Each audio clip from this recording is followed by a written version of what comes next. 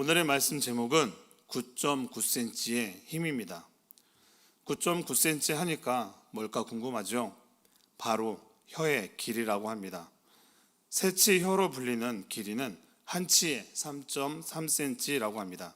그래서 9.9cm, 10cm 밖에 안 되는 혀의 힘이 매우 중요하고 크다는 것입니다. 그래서 오늘 말씀은 바로 말의 힘입니다. 말의 힘은 설명하지 않아도 많이 알고 계실 것입니다. 몸 지체 중에 크기는 많이 작지만 그 파급은 매우 크다는 것을 우리는 알 수 있습니다. 서로 권면하고 위로하는 말은 좋은 영향력을 끼치기도 합니다. 하지만 이 편지를 받는 곳 상황은 그리 좋지 않은 것 같습니다. 성도 여러분, 올해 울진과 고성의 산불을 기억하시나요? 명확하게 판명은 안 났지만 작은 불씨로 인해서라고 추정하고 있습니다.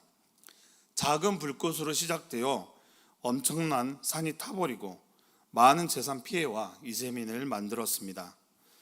산불을 진화하기 위해 많은 장비와 인력이 투입이 되고 다친 사람도 많았고 많은 나무가 타고 동물들도 희생이 있었습니다. 이렇게 작은 불씨 하나가 큰 재난을 만들었다는 것입니다. 또 엄청나게 큰 배의 방향을 조정하는 것은 조정실에 있는 작은 키입니다. 그리고 승용차의 자그마한 핸들, 큰 25톤 덤프트럭의 차도 자그마한 그 핸들에 의해 좌우로 조정된다는 것입니다. 이 작은 핸들을 잘못 돌렸다가 큰 사고가 나기도 합니다. 이처럼 우리 몸에 있는 작은 혀도 우리 몸에 큰 재난을 입힐 수 있다는 것입니다. 육체적으로, 정신적으로 말입니다. 7절 말씀에 세상의 많은 것들을 사람이 다스리고 다스려가고 있지만 사람의 혀는 다스릴 수 없다고 합니다. 이어서 8절 말씀에 다스릴 수 없는 혀는 쉬지 아니하는 악이요 죽이는 독이 가득한 것이라. 아마도 그렇지 하고 공감하는 성도님들이 계실 겁니다. 우리의 말은 사람을 죽이기도 합니다.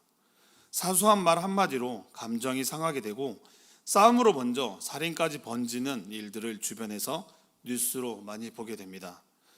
특히 얼마 안 있으면 추석 명절인데요. 가족 간의 자존심을 상하게 하는 말로 인해 서로 맘상하는 일이 없는 명절 되시기를 기도합니다. 요즘 뉴스에도 보면 말 한마디 잘못했다가 엄청 곤욕스러운 상황에 처한 사람들을 많이 보게 됩니다. 나는 별뜻 아니게 던진 말이 무서운 부메랑으로 돌아오는 것입니다. 특히 화가 났을 때는 더 제어가 안 되는 것이 바로 혀입니다. 우리가 앞서 봤던 야고보서 1장 19절 말씀에도 듣기는 빨리 하지만 말하기와 성내는 것은 더디하라고 했습니다. 이 말씀처럼 화를 낼 때 말하는 실수를 더 할 수 있기 때문입니다. 교회 안에서도 말에 대한 상처 때문에 힘들어하는 성도들이 있습니다. 말에 대한 상처를 준 사람은 자신은 절대 말로 상처를 주지 않는다고 합니다. 가끔은 말을 멈추고 내가 건넨 말로 상처를 주지 않는지 돌아보는 시간도 필요할 것 같습니다. 저도 분위기를 띄우는 것을 좋아하다 보니 유머를 하는 것을 좋아하는데요. 가끔은 나의 유머로 인해 내가 가볍게 보이면 어떡하지 하는 생각을 하게 됩니다. 또 나는 분위기를 위해 농담을 하는 건데 그게 그 사람한테는 상처가 될 수 있다는 생각을 하게 되니 말을 조심해야겠구나 반성하게 되는 시간이었습니다. 시편 52편 2절에 보면 내 혀가 심한 악을 꾀하여 날카로운 삭도와 같이 간사를 행하는도다. 잠언 10장 31절에는 의인의 입은 지혜를 내어도 패역한 혀는 배임을 당할 것이다 라고 합니다. 이와 같이 성경 여러 곳에서도 혀를 조심하라고 경고하고 있습니다. 9절에서 12절까지는 말을 하는 기간은 하나지만 어떤 말을 하느냐에 따라 다르게 나타난 것을 극명하게 말씀하고 있습니다. 9절과 10절입니다. 이것으로 우리가 주 아버지를 찬송하고 또 이것으로 하나님의 형상대로 지음 받은 사람을 저주하나니 한 입에서 찬송과 저주가 나오는도다. 내 형제들아 이것이 마땅하지 아니하니라. 한 입으로 찬송과 저주를 한다는 것입니다. 여기서는 혀의 이중성을 말하고 있습니다. 야고보는 한 마음이 아닌 두 마음, 즉 신앙의 이중적인 태도를 경고하는 것입니다. 두 마음을 품은 사람은 예수 그리스도를 믿으면서도 그리스도의 사람들을 모욕하고 멸시한다는 것입니다.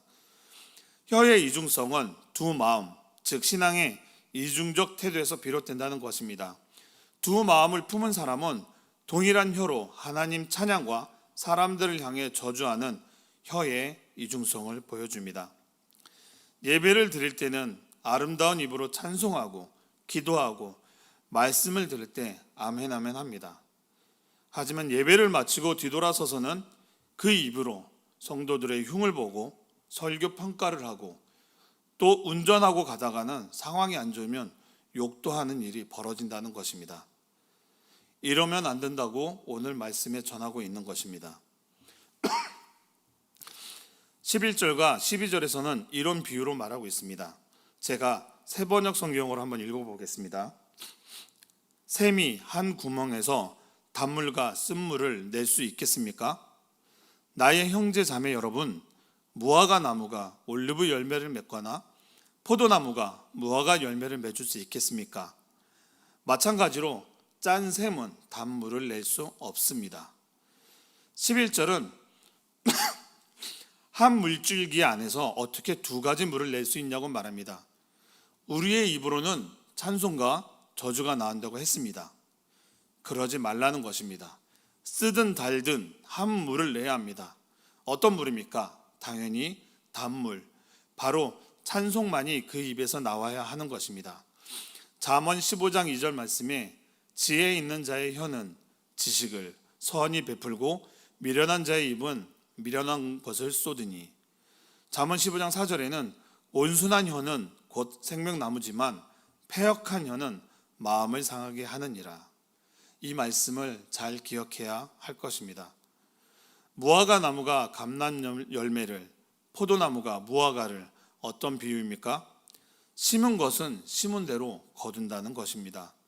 선한 것을 심으면 선한 것으로, 악한 것을 심으면 악한 것으로 결과가 나온다는 것입니다. 우리 성도님들은 어떤 것을 입에 심으시겠습니까?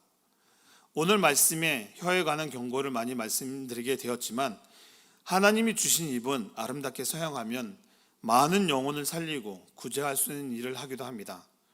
삶에 힘이 들어 자살하려는 사람들을 살리기도 하고 격려 한마디가 그 사람의 인생을 바꾸기도 합니다. 특히 한 사람에게 복음이 전해지면 그 사람의 영혼을 살리는 결과를 얻습니다. 여러분, 말 한마디 그 무게가 느껴지시나요?